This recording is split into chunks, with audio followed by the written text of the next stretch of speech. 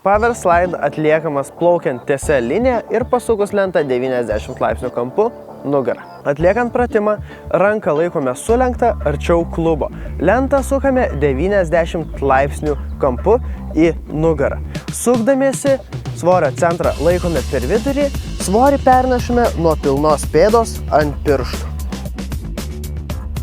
Šį pratimą atlikti nėra lengva, todėl reikės daugiau laiko jį praktikuotis. Nesijaudinkite, kad neišeina iš karto. Iš pradžių mokykitės tik pasukti lentą ir vėl atsukti. Vėliau plaukimo atstumus tokioje padėtyje galite ilginti. Išmokus power slide ir side slide jau esate per vieną žingsnį nuo antrokų kortelės triuko Surf Pass.